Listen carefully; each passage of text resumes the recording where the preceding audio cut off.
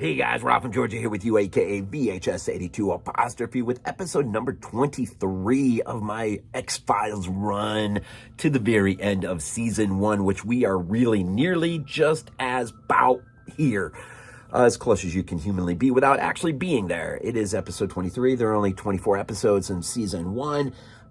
This one, Roland, season 1 ends in effect with Roland, which is the first episode to mention Mulder's father, and then the season finale, which will, separate of this. Roland drops May 6, 1994.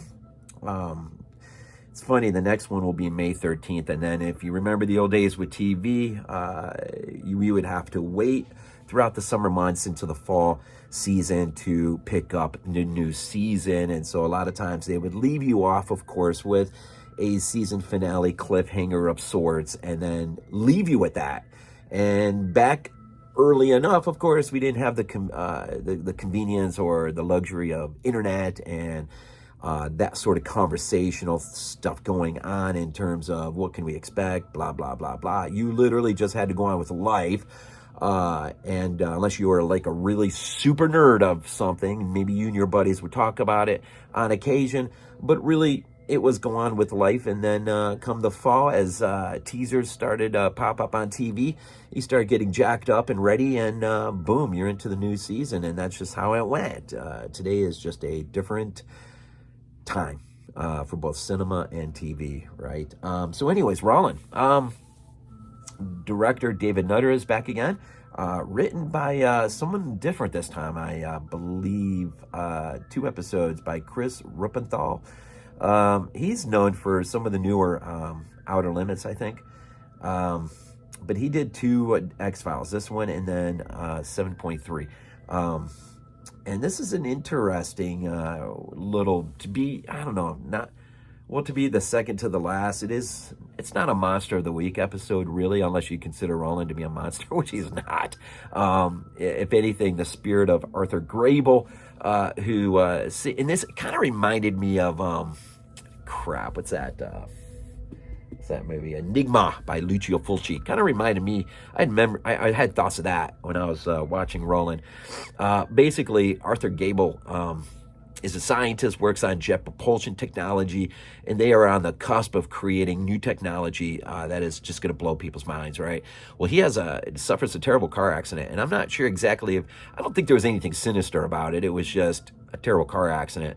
But the other scientists in his group immediately, one in particular, they're all sort of haggling over his legacy, and one in particular wants to steal it and make a name for himself, basically standing on the shoulders of giants, right? So what was it? Nolat, I think was his name. Cernoff is the first scientist to actually get killed in the beginning before our title sequence runs. But Arthur Grable dies in a car accident, but instead of the normal funeral stuff, they put what's left of his head, I think it's just his head, in cryogenics, frozen, until when time and technology can catch up and restore him, which is kind of a creepy thought. And we've seen this played out in other things, right? And so he's there, and then you got this Roland character who is a intellectually disabled, is how I saw it in, I think, Wikipedia. Autistic, IMDb has it as an autistic, he's autistic, right, as his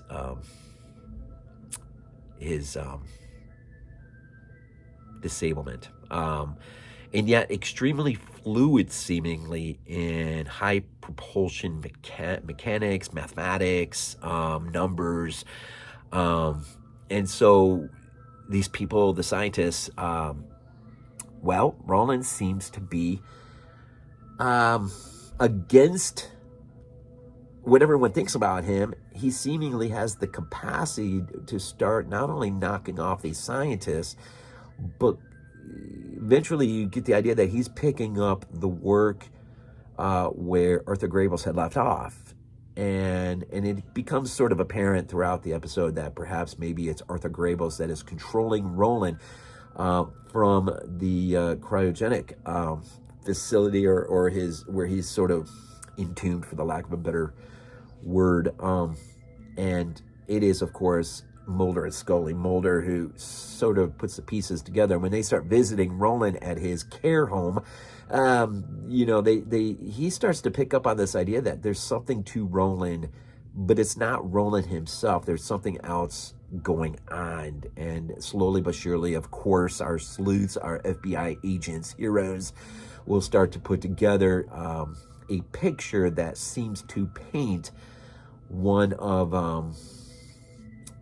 Arthur Gable's reaching out from the beyond, so to speak, and controlling Roland as a puppet, having him kill off the other scientists, thus preserving his work and wanting to finish this work. You also find out one of the great reveals in this is that Roland and Arthur Gables are were born twins. One, of course, because of a chromosome issue, I can't remember how exactly it was explained, Roland is left with the damaged chromosome, and Arthur Gables is intact. And so he goes on to have a somewhat illustrious career in terms of this jet propulsion technology, where Roland ends up just being a janitor. But we find out that Arthur Gables, in fact, before his car accident, had actually handpicked Roland from this care home to be a janitor there.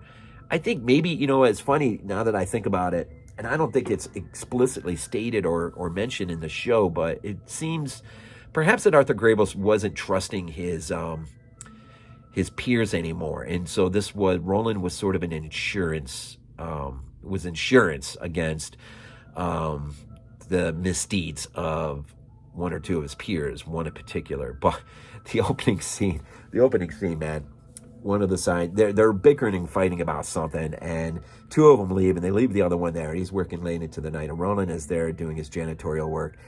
And as the guy's working, he has to go into the main room where the jet propulsion technology is, the wind machine or the propulsion system. And as he goes in there, of course, he leaves the door somewhat ajar, but Roland closes the door via the computer. You have to do it from the computer. Can't just go up there and just push it shut or something. It's controlled, right? And so once that door shuts, the dude knows what's up, and he starts to freak and starts screaming for Roland to do. But Roland's there at the keyboard, and next thing you know, man, that propulsion system kicks into gear, and it doesn't take long before our first scientist gets sucked into the propulsion system and chewed up into little bits, right?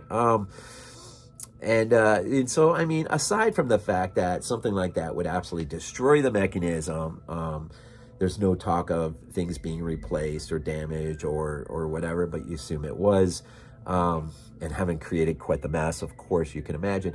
I was looking, I was noticing, I rarely ever look at these things, but in IMDb under the goofs, apparently this machine had actually, I guess I wasn't really paying attention, got up to like Mach 2 or something, maybe, or Mach 1, and the dude's still standing in the room. Now, in real life, there's no way he'd be standing there holding on for dear life. He would have already been sucked in and out. But it's drama for TV, right? And it's fun. You just suspend some of your beliefs and you roll with it. It's fun. So this one was a good episode, man. Remember, been working out of this. One of the great purchases, one of the best purchases I've made in a long time. This one, seasons 1 through 5, got a long ways to go, man. I'm about to go ahead and knock out the final season finale episode, the Erlenmeyer Flask, and get on with that one and be done for the moment. And then we jump into season 2. Season 1 already pretty much done and in the bag. I appreciate for those of you who have followed me and had a few of you comment at length, and I appreciate that. I love having the discourse. I appreciate those who have joined me in this long-term quest. 1 down, 10 more seasons and a couple movies, right? And I do appreciate it. It's these journeys are not always necessarily fun by your lonesome. It needs to be enjoyed by others along with you. And so you guys make it fun and you make it worth it. And so I appreciate that to the nth degree. I really appreciate that. So Roland, great episode. I thought it was great. I mean, great might be stretching it, but yeah, I mean, it was a good episode, solid. And really, the one thing I didn't mention was the relationship between Roland and Tracy. Gerlin in the care home that he's in, the relationship that both, when you're intellectually, when you're disabled like this, relationships, in the real are hard enough as it is, but when you are also challenged by other things, I thought it was interesting that the episode sort of explored the dynamics of that a little bit, and I thought that was it's weird for me to say it maybe, but there was a moment between Roland and Tracy that was really, really sort of sweet. And you wonder in the real how those relationships really, and they happen. I mean, wonder just the dynamics has got to be a challenge, man, because I'm in what, 32, 33 years of marriage. These things aren't easy, man, but they're so worth it. But, so that was interesting. That was a small minor component of the episode that I thought was interesting that they explored at least surface level. So anyways, the X-Files, we're it, man. We are on our way to the Erlenmeyer Flask. Episode number 24 of season 1 is almost officially behind us. As always, man, as always. Oh, and I almost forgot. I didn't say this on my Body Bags review, but I have recently joined the Graveyard Shift podcast with Glenn, a.k.a. BDG Reviews, our Monday reviewer, along with Will from Quebec. But really, this is probably a lot of times going to be just me and Glenn, maybe my son Sam, and then other times Will be there too. And so I'm officially sort of kind of being grafted in. And the first thing out of the gate was a nice, beautiful conversation about The Thing, the original novel from Campbell, and the 51 film, the 82 film. Great conversation. Links down there at the bottom, top of the heap. And next thing on our podcast is going to be, and that is on Dark Discussions, by the way, but the link is down there, we're all going to see Thanksgiving, not together, unfortunately, but we're all going to be seeing Thanksgiving, Eli Roth's new slasher coming out, and that'll be our next pod. And so that'll be an interesting conversation. First time I've seen a slasher in the cinemas in quite a while, at least an old school slasher like this, right? So anyways, that's there as well. So as always, man, thank you so much appreciated. We always end these things off with Go Bills. This is not a dream. Not a dream. We might be useful to you.